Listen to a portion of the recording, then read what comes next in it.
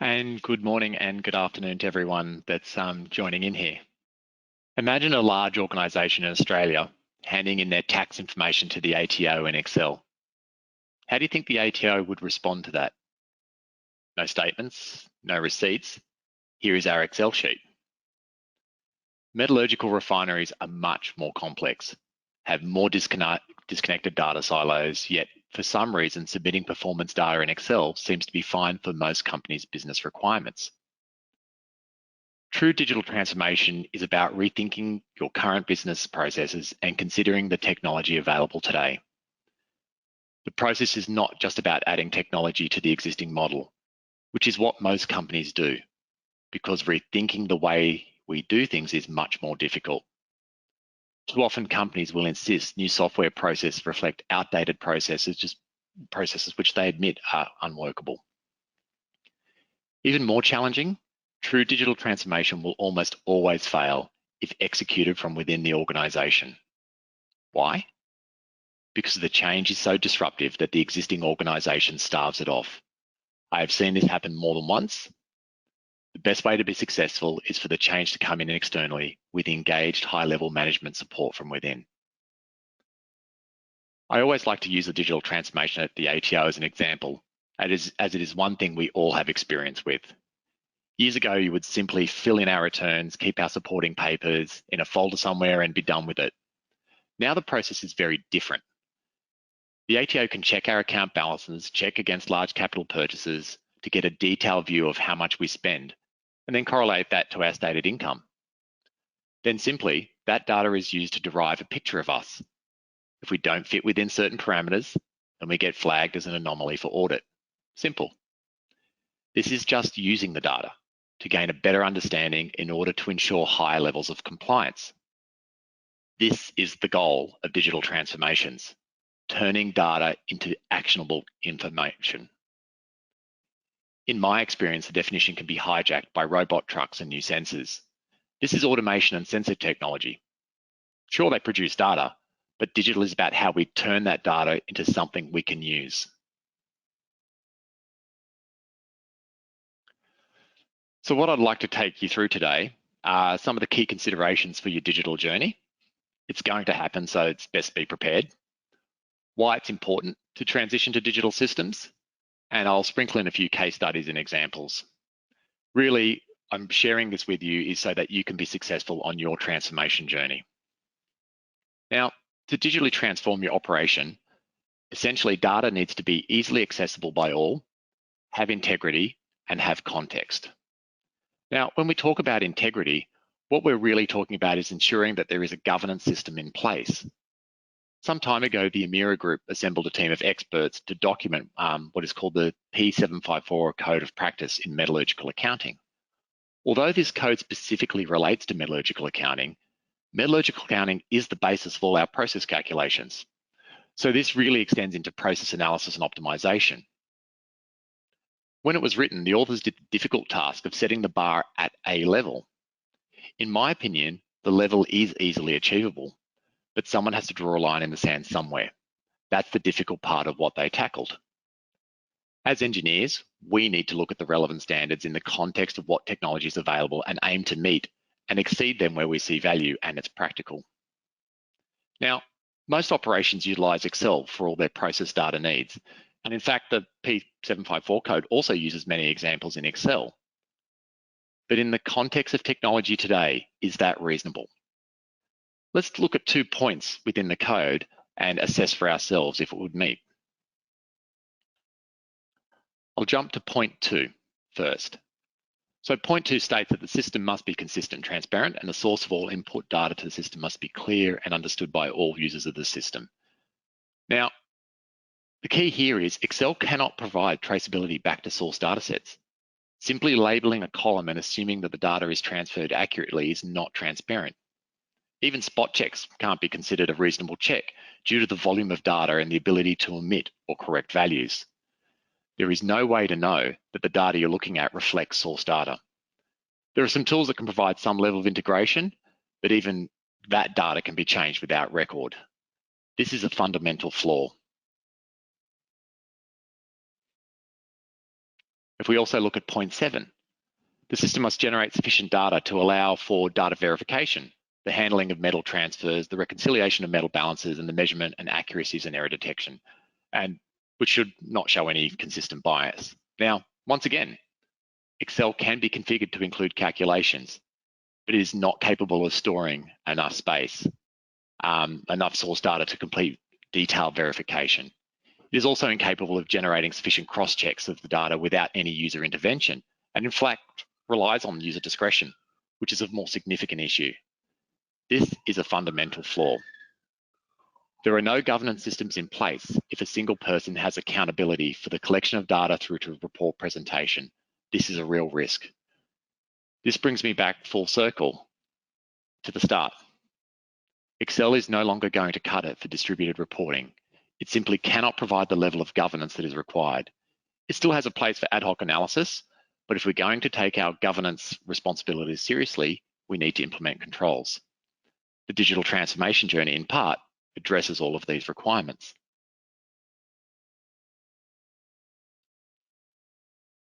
Okay.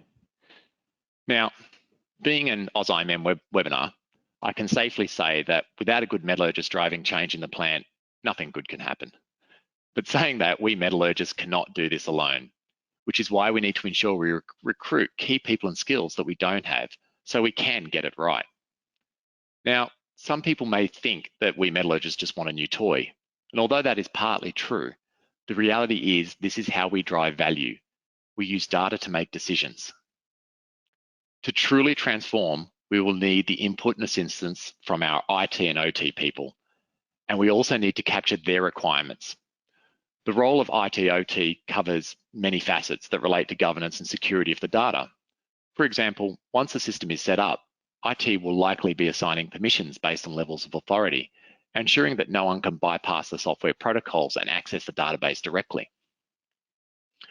Often, highly specialized software must be made available in an open format. Mining companies will insist on this for a number of reasons. As a vendor, we must then manage that risk that someone within the organization will try to copy the software design and create something of their own. Designing great software takes time, and the risk of someone reverse engineering it because they have access is a real risk. IT have to manage this as it exposes the company to significant liabilities. Also consider that great data systems need to be accessed from anywhere. It is important the data is secured from cyber attack or industrial espionage. Just remember, your plant data includes everything about your production. We also need to consider our financial team, reporting team. They have the responsibility to ensure that they meet all the governance requirements for reporting to market. So for example, if we take Principle 4 of the ASX governance principles, it states that a listed entity should have appropriate processes to verify the integrity of its corporate reports. This was changed in 2014 to capture all relevant corporate data, not just financial. Although subtle, this change has far-reaching consequences. For example, one of the most important reports, if not the most important report for a mining company, should be based on their biggest asset, the resource, and capture how efficiently it is being processed against expectations. Now, the reporting of company data ends up at board level, and the board is held responsible if there are any inaccuracies in the report. So it's really important we have appropriate controls in place to ensure they are accurate. There are consequences for reporting inaccurate numbers. Let's take, for example, the Ontario Security Commission action against Katanga Mining back in 2018. It's rare to find a case study that makes it into the public domain. So let's just look at the details quickly. And I've included a link for those that would like to read more about it. Now, as part of this action, Katanga admits that between January 1, 2012 and March 31, 2017, it failed to maintain adequate internal controls over financial reporting. And it failed to disclose material weaknesses in its internal controls over financial reporting. Now, additionally, the individual respondents admit that they engage in conduct that undermined Katanga's corporate governance, internal controls, and culture of compliance. Now, this resulted in Katanga making some misleading disclosures to the market. This included overstating production, copper cathode production, by $41.8 million, and they also improperly capitalized impaired ore and overstated concentrate inventories at $122 million. These both relate to metallurgical accounting and process data. The total penalties in this matter amount to $34.4 million, and 7 directors were fined and banned. Good governance is one of the main pillars for our society, and with an ESG lens over our industry, we are going to see more enforcement of government standards. I think it's a great thing, as good governance is a great enabler for everyone from an engineer to technical teams. Now, at some point when we're talking with our people, inevitably we're going to have to discuss the return on investment, or ROI. And now, other than avoiding an enormous fine. I think the biggest hurdle to overcome when discussing return on investment is the perception that we know what is going on. Most business cases center on an improvement that returns an arbitrary % increase in something. I guess this is easy for everyone to understand. In reality though, some of the biggest payback wins are based on things we don't know. And this can be an uncomfortable place for metallurgists to find themselves. Inevitably, someone will say, "Why didn't you know that?" It is easy for this to be taken personally, but the reality is our current systems only allow a small view of the plant. So often we can't see the issue. We need the right tools in place to really see the whole picture, and that is where the value is. You cannot expect people to magic up good work. They need the right tools. This is where you'll find the ROI. Now, a good example was a site that we were working with. They used peroxide within their process. Now, for years, no one realized that it was being overdosed. They all thought the correct flow was being added. Now, as part of our work, we related the consumption of peroxide to the chemistry occurring. When looking at the flow meter, it was right on. But we also calculated the flow based on the change in storage tank level and noticed a really big difference. As part of this investigation, we also checked store receipts and realized that the store receipts and changes in tank level correlated. This pointed to an issue in the flow meter, whereupon investigation, it was noticed that due to the way it was being used, it was under-reading significantly. Something as simple as this provided a saving of about $50,000 per month. And without being able to pull all that data into one location, they would never have been able to see it.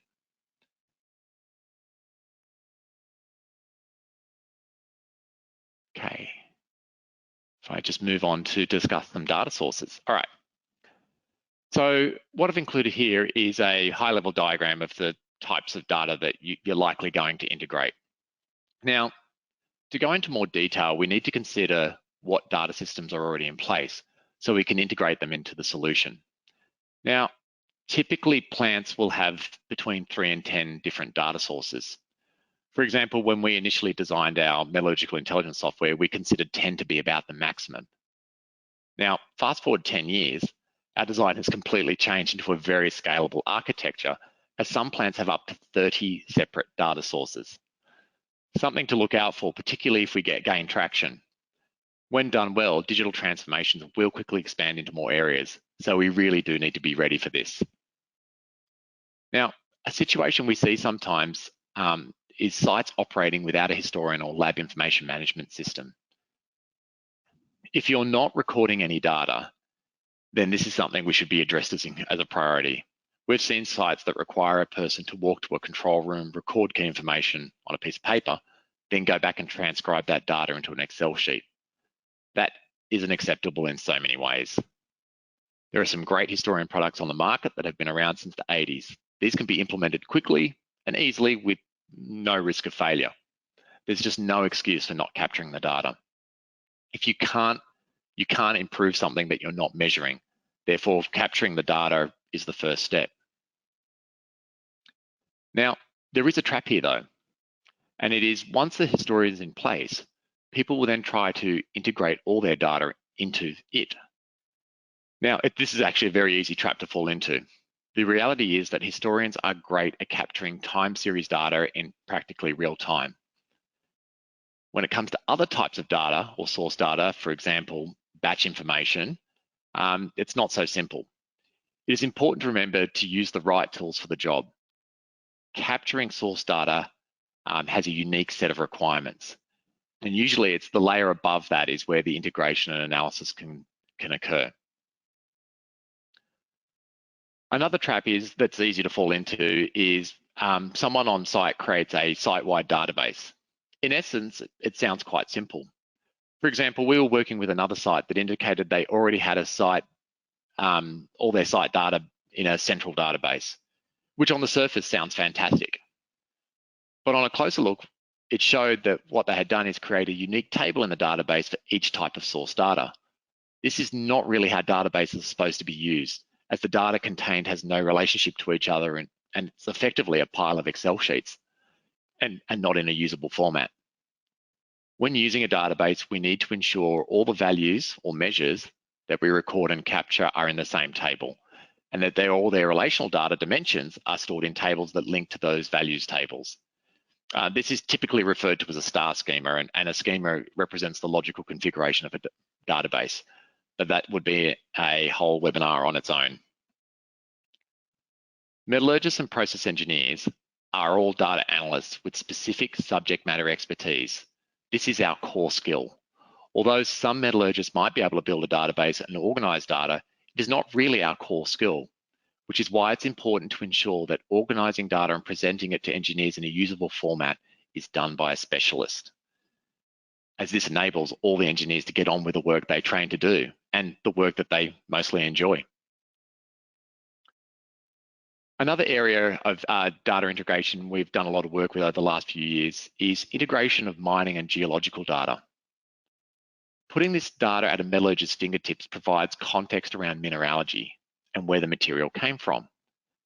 This will allow our metallurgists to develop strategies to best treat the material and maximize its value.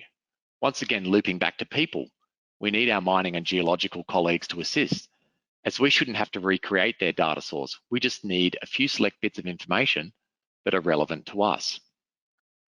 So that captures a lot of the high-level source data that people tend to integrate into digital solutions. Now, the digital twin.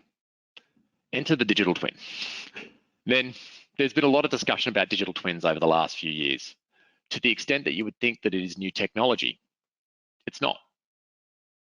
Digital twins are essentially just simulations. There are lots of different types at different levels of detail. That said, let's please draw the line at Excel again. Too many times I hear people talk about how they've developed a digital twin, then casually drop that they did it in Excel. Now, we could argue it, but can we set the bar a little higher? Now, one of the most common simulations you'll see within our industry are steady state simulations. The challenge is our processing plants are not steady state, and therefore to validate performance, assumptions need to be made. Now, this is really the basis of what we call statistical data reconciliation. Now, when using this technology, the plan is usually simplified into a small number of blocks, and each stream has an arbitrary standard deviation assigned to it. The model then attempts to reconcile by solving what's called the residual sum of squares, and the solver can change the numbers within those rules to find a solution. Now, if the system is unable to solve, then the input standard deviations are relaxed. Which one is relaxed is at the user's discretion. Now, this is very simple technology with very broad assumptions, which in turn ensures their application for process understanding and optimization is limited. A single result per day or month is hardly something we can use for optimization. So let's talk about dynamic simulation. This is really where the industry is moving. Now, for those not familiar with dynamic simulation, it is a mass and energy balance that is solved for each time step. For example, in our metallurgical intelligence software, the dynamic balance operates typically on a 1 or 2 minute step size. This means we solve the mass and energy balance for the plant for each step. And importantly, what we do is we include all the working inventories, so therefore can calculate the inventory and capture accumulation of material. Now, dynamic models provide a much more representative view of the plant because it captures detailed chemistry, unit operation, unit interactions. It allows you to calculate the inventory, and it tracks the time lag dependency of the process. Now, I'd like to just focus on the time lag dependency of the process and why it is important. Now, understanding the flow between units on a small time step provides a much more detailed view of the operation. So let's just take a simple copper concentrator as an example. So most people simply assume that there is no time lag dependency in the process. So out of all the different types of plants, it probably has the lowest overall residence time. Now, when we consider the main ore flow, which is feed to tails through the milling circuit, rougher and scavenger flotation cells, we're usually talking about a residence time less than 2 hours. Okay. If we then consider the flow from the rougher and scavenger con to the third cleaner concentrate, the residence time typically increases to maybe 4 to 8 hours. Then if we consider the third cleaner concentrate to the filtered concentrate, depending on the product thickness size, the residence time can be up to a day. So looking at the performance calculations between feed, tails, and final concentrate for a single timestamp doesn't necessarily correlate well. In minerals processing, the performance in a section of a plant is affected by the processes that precede it. And in some cases, the quality of things like water that are recycled back from the back of the process to the front. This can materially impact the performance, and all of these interactions need to be captured in order to gain a detailed understanding of the process. Capturing this detail is what makes dynamic simulation so relevant to understanding process dynamics. It removes more assumptions than other technologies. Now, when faced with the question of which technology I should use, remember that the more assumptions you can remove, the more value you're going to realize.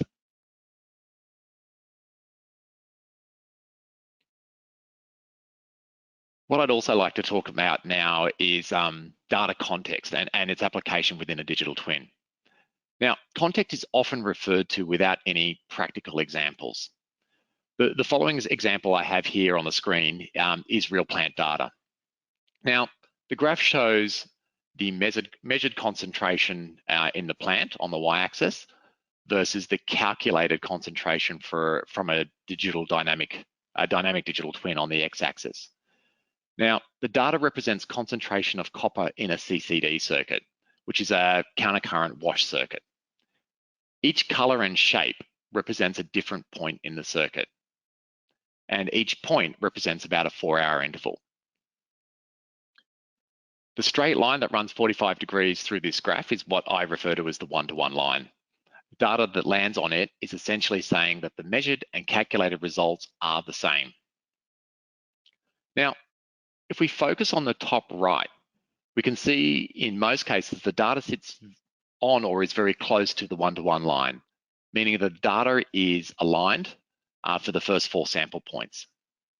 Let's skip the pink triangles for the moment and look at the bottom left, where you can see the purple asterisks and red crosses. This area is interesting as most of the values sit on the line. Interestingly though, if the measured result for the red cross goes above 2 grams per litre, then the calculated result stays at 1.5. Now, this sort of misalignment raises questions. The answer is every time the final loss to tails exceeds 2 grams per litre, it was corrected down. Now, I would need to plot the corrections to show you this. The high loss to tails was corrected down even when the concentration trend down the whole circuit supported the high value. Interesting though, it shows that tail samples were never corrected up, only down once a threshold was reached. As a metallurgist, we need to ensure we report data accurately. If we don't, how do we expect others to use that data to make decisions? Now let's look at the pink triangles in the middle. Let's ignore the high value there because it looks like someone's mixed up a sample bottle. Now, the pink triangles don't actually follow the one-to-one line. That indicates that the concentration calculated in the simulation was higher than that was being measured in the field. This was over a long period of time, so would represent a bias. So it's important now to take a step back and analyze this type of result and consider how it could happen. It is unlikely that the sample analysis method, on the basis that all the other analysis seem fine. It's also unlikely to be a systematic sample dilution, as it would mean that for every 200 ml sample, there would be more than 50 ml of water in the sample bottle. Someone would notice. Now, this is a hydraulically constrained CCD circuit, which means that the only way water gets out of this circuit is via the last thickener underflow, which means we need to be really efficient with our water use, as any water added to the circuit that isn't wash water is displacing wash water and reducing wash efficiency. Now, the metallurgist, when we discussed this, the metallurgist on site was adamant that the model was broken, and we discussed this issue. Now, when I looked at it, the only way I could explain this bias was that there was unmetered water being added to the circuit before that sample point. Now, this option was dismissed initially as they were adamant that this wouldn't happen. So what we then did is request the metallurgist take photos of all the underflow pumps. Now, when they went out there, they actually found a 400mm water line was added to one of the underflow assemblies. See, the issue was by trying to improve wash efficiency, the operators were trying to increase underflow densities, which is logical. But by doing that, they often bogged the thickener and needed to flush the water line, underflow line.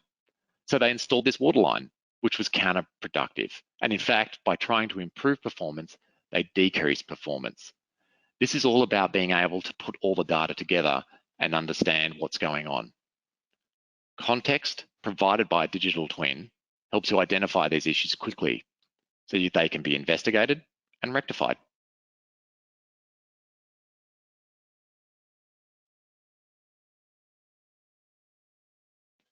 Okay. Now, not only do you need to ensure you have the right technology in place to see benefits, you also have to use it. People drive outcomes. Digital technology is only the enabler. This is where it's important to have realistic expectations on how long it takes to get good at something. Often people implement digital technologies and then sit back and wonder why they're not seeing a benefit. This is why I like to use the bike analogy. Say we wanted to get fit, and riding is a great way to do that. So the first thing we do is research some options and consider what suits us best. We then go visit a few shops and decide on a bike that we like, and we buy it. We then contact a trainer who develops a program for us to ensure that we see results. We then go home, put the bike in the garage, and wonder why we're not seeing results.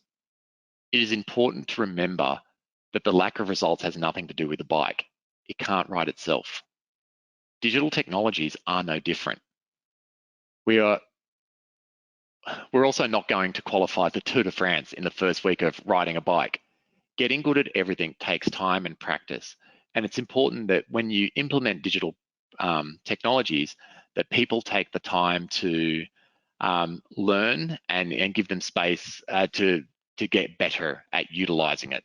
You often don't see the benefits on the first day.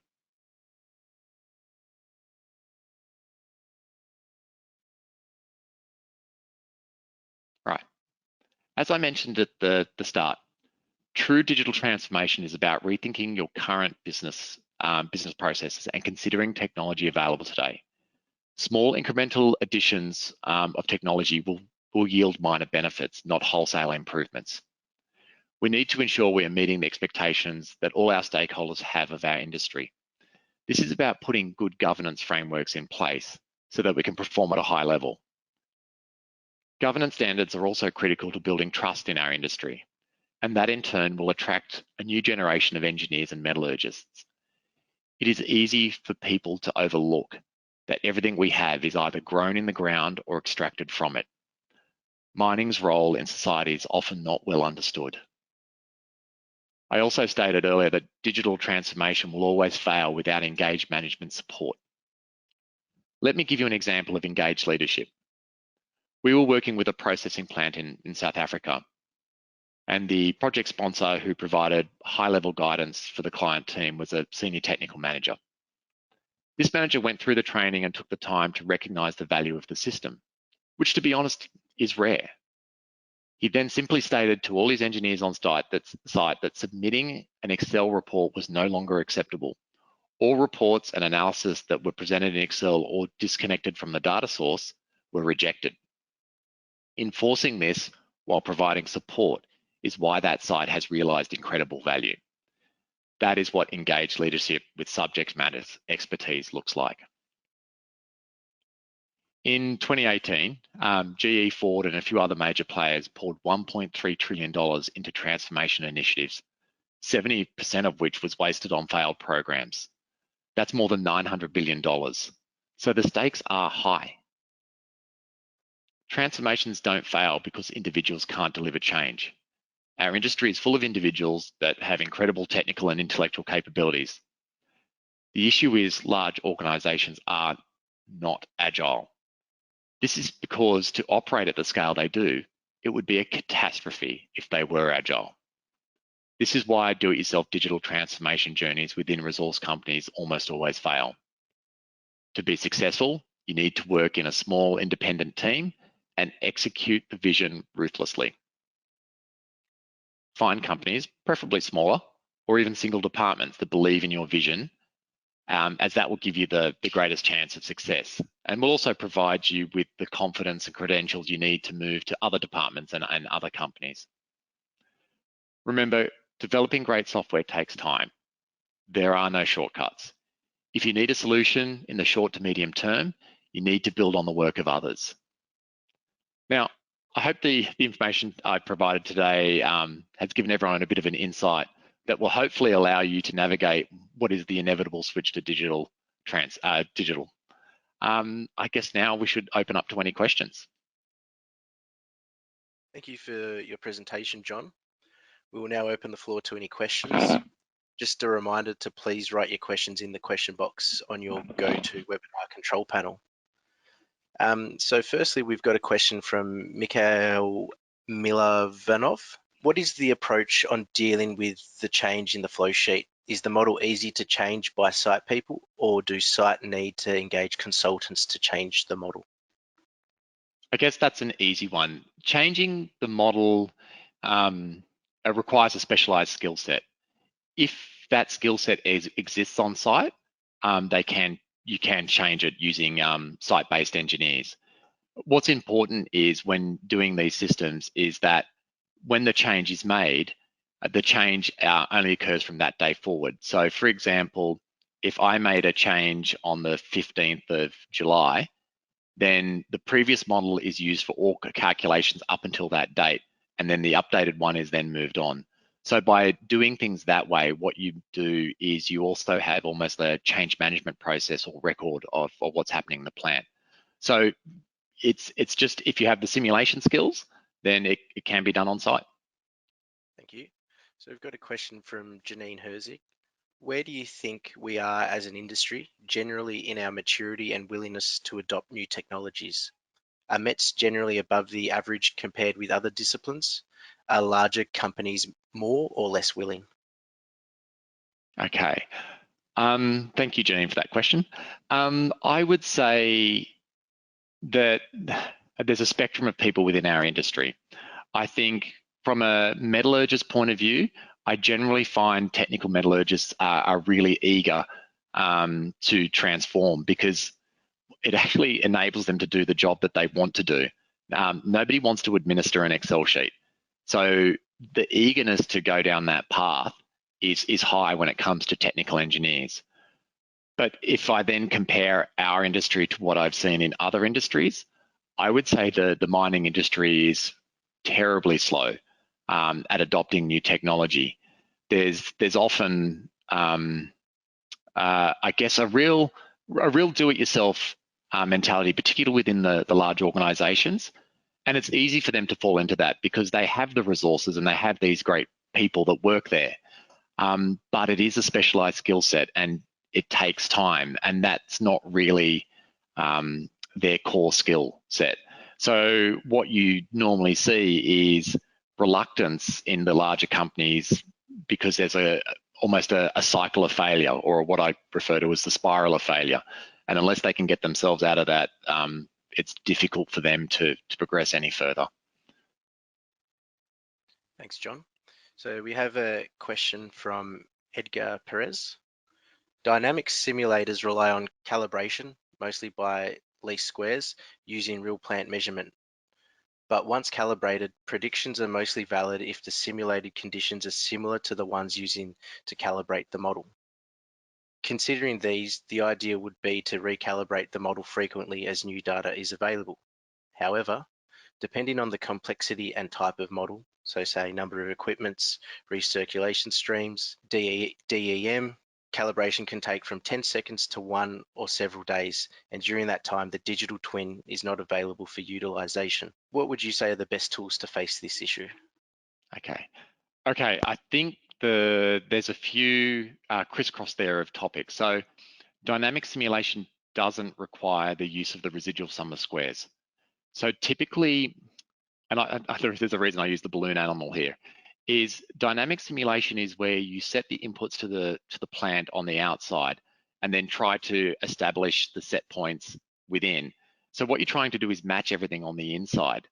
Now, you can't actually do that everywhere. So this is where it's important to check what's measured versus calculated, because if you're constantly trying to chase a calibration, what you're going to find is the calibration will eventually smear the results and you won't actually see the detail.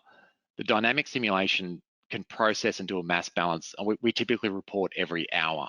And you can see that at times the results are right on, and then you'll see a step change at some point and then a step back. So it's about understanding what happened in that set change. The other thing to look out for is generally once the models are set up, as long as the flow sheet is not changed, the models are actually very accurate. Now, what's interesting is when we often deploy these, they will work day in, day out for months on end. And then suddenly one day, the results will go skew if, or they're measured and calculated will no longer align. Usually the first response is to say, the model's broken. It's actually not the model. There's been a change in the plant. So the good thing about the dynamic model is you need to ensure that it's updated to the plant. And if someone changes something, that will do that. So for example, if you change a flow or you bypass something, if it's not automatically detected by the dynamic model, which in many cases it is, it will then show you a divergence from its measured and calculated. Once you notice that, which you can on the day, it allows you to go investigate what changed, because inevitably something changed. Thank you. We have a question from Juan. What is the very first step to develop a digital twin? Okay, that's a long process. So if you're wanting to develop a digital twin, and I guess if I go back 10 years, or actually longer, when we went out to do it, what we wanted to do was look for a way to do the dynamic simulation. Now, my background is process simulation, process design. So I already had some simulation skills. So what we did is, rather than trying to build a dynamic process simulator, we actually utilized a product called SysCAD. Now, SysCAD is a mass and energy balance software that's available in our industry. It's been developed over 30 years of development has gone into it. So what we did is we built on that. So we built a lot of our own custom code to handle all of the types of data that we see, and then utilize these, I guess, what is a commercially available framework to do it.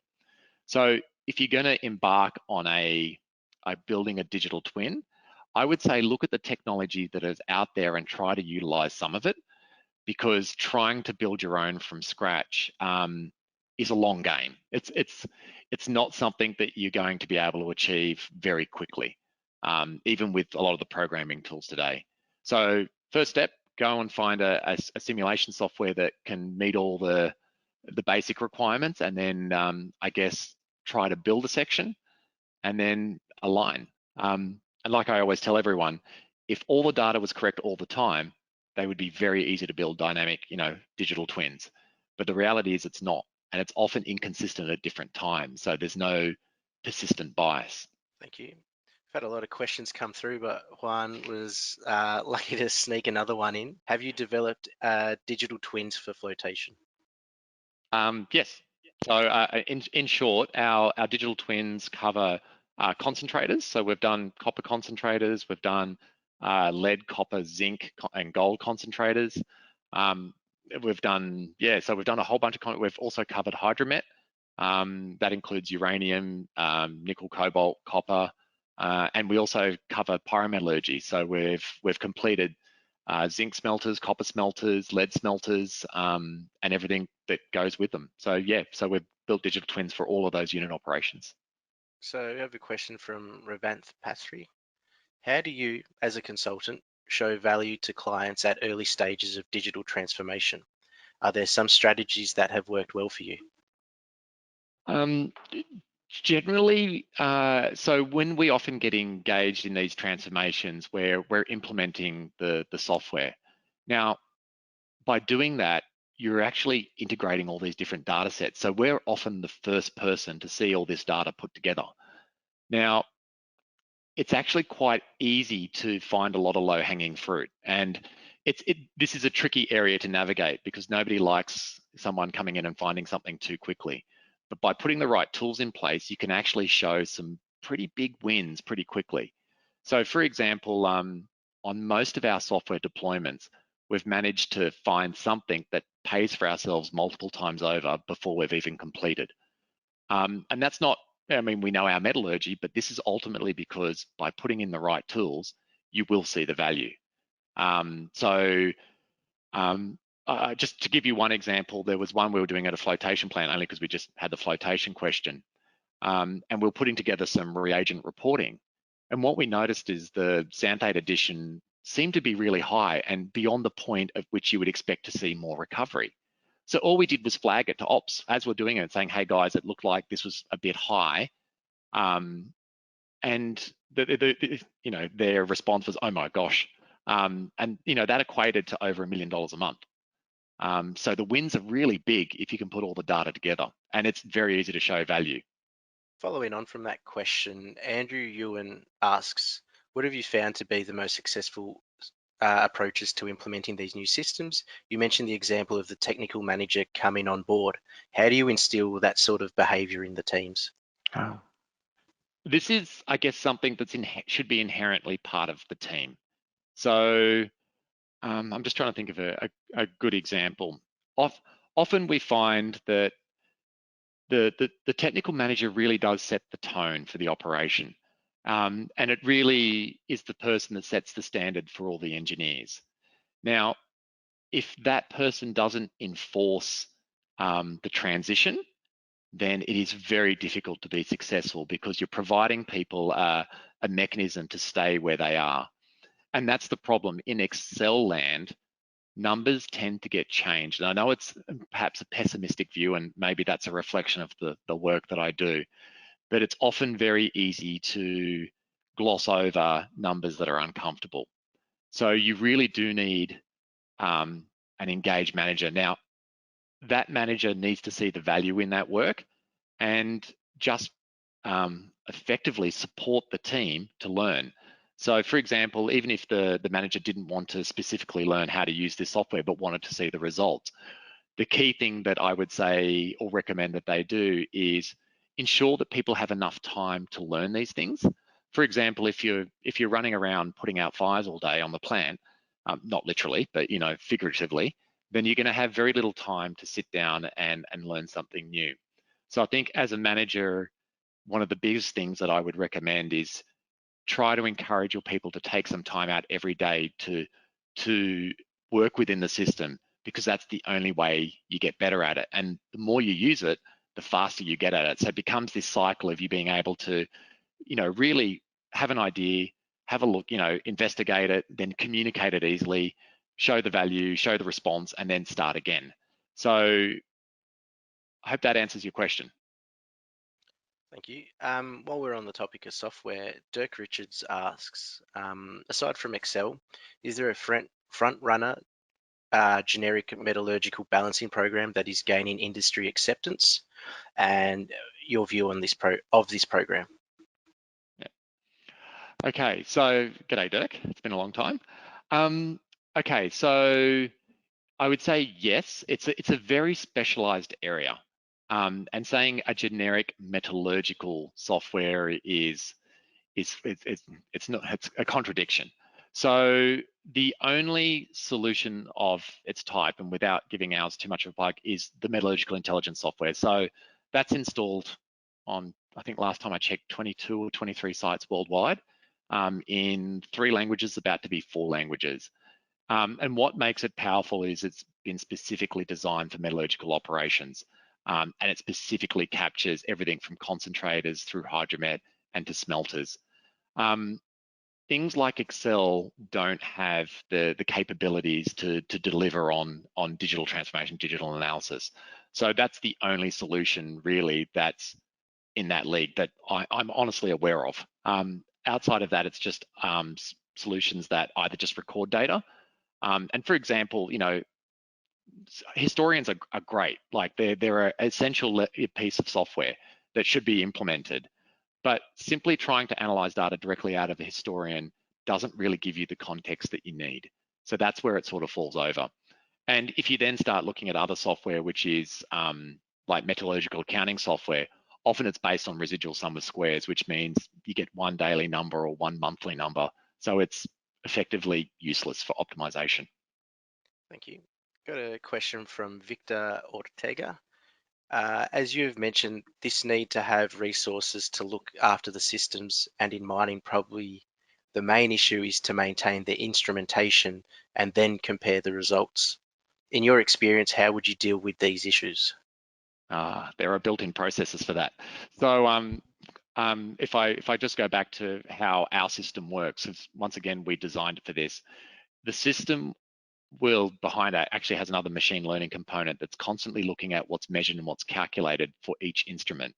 So what it does is often provide you with a list of top 5 instruments it suspects of being an issue.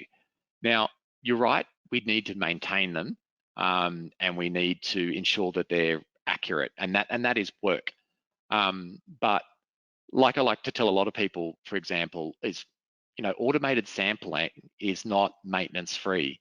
It means more maintenance, but the numbers it gives you and the data it gives you is much more valuable. Instruments are no different. You need to just ensure that they're installed correctly and maintained so that when you use that data, it's valuable. And that's the key to linking all of the data in the plant back to metallurgical accounting.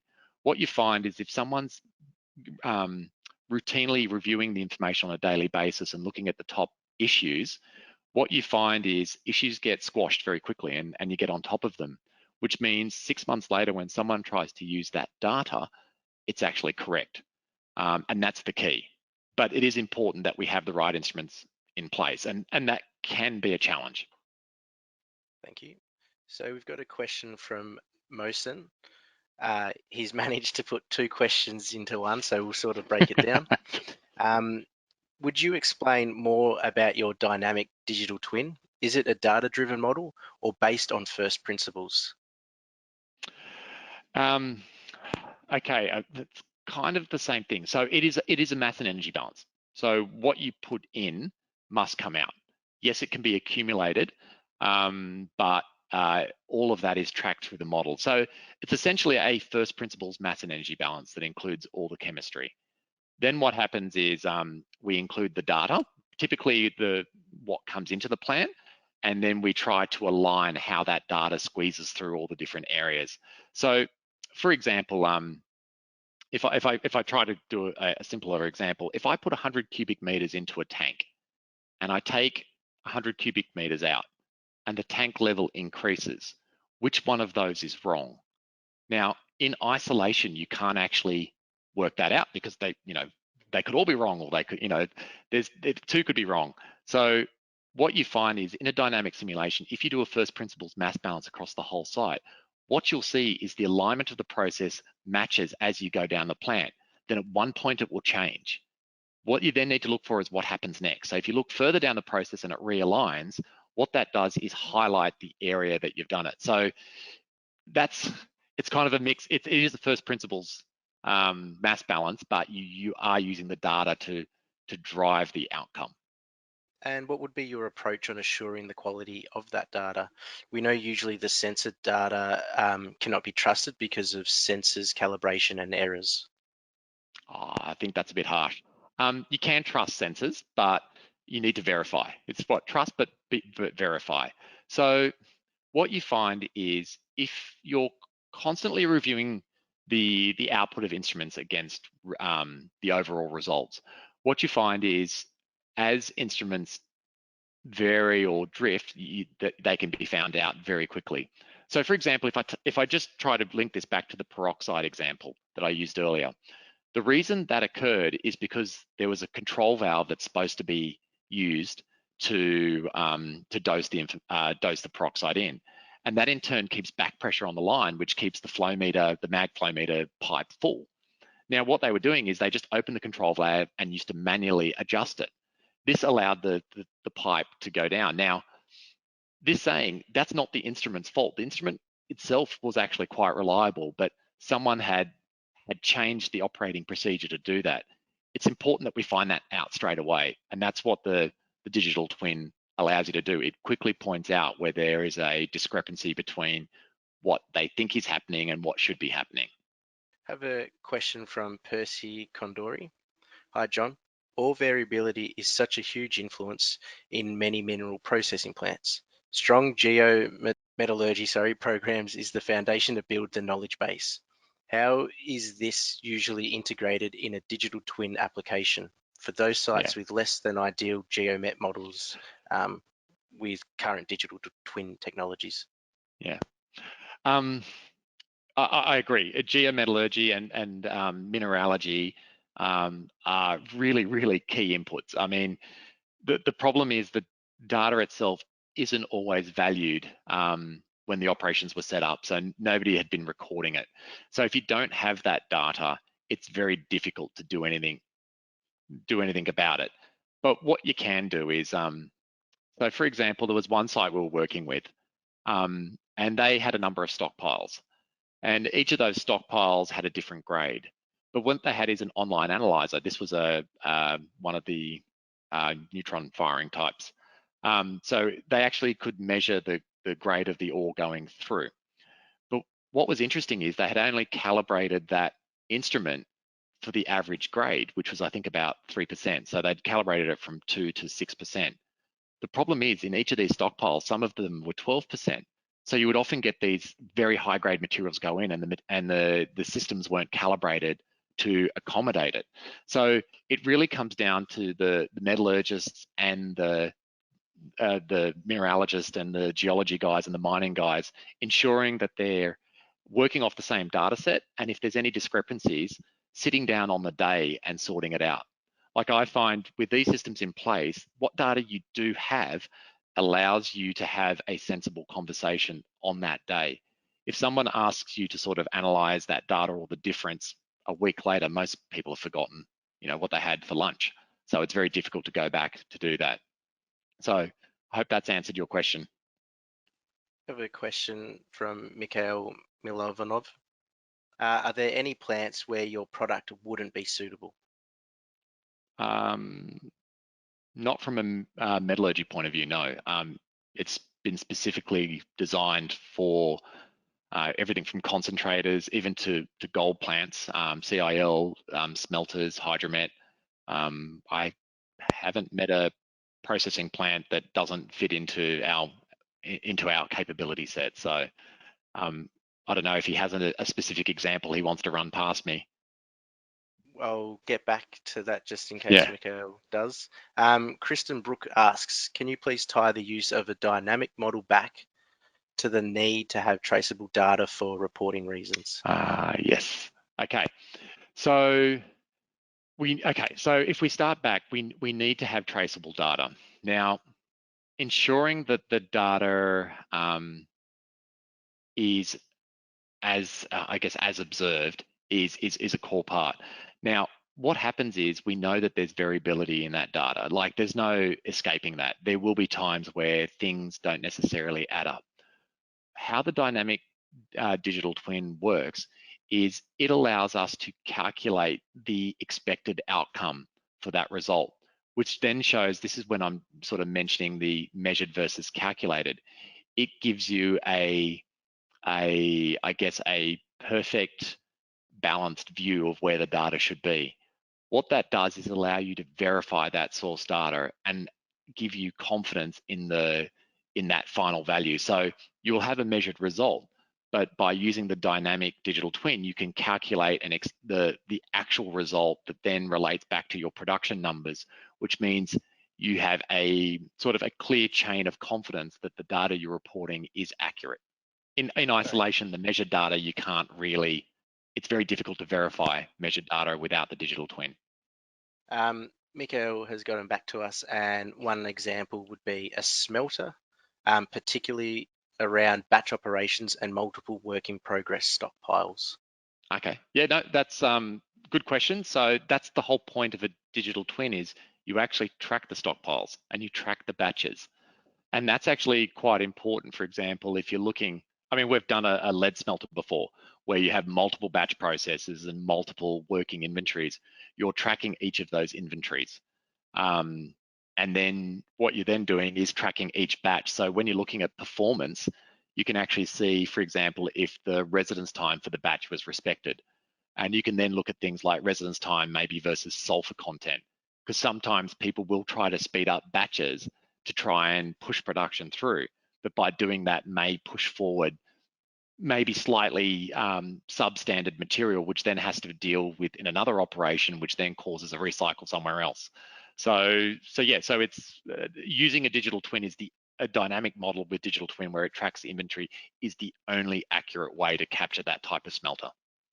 Thanks, John. I would like to wrap up today's webinar, and I would like to also apologise to anyone if we didn't get around to your question. I'd like to bring the webinar to a close. Just want to thank you, John, for your taking the time and energy to present today. It is greatly appreciated. And I would like to thank everyone who attended and those who are viewing the recorded webinar. I hope you have found the presentation today insightful and will join us for future webinars. Thank you once again and enjoy the rest of your day. Thank you, everyone.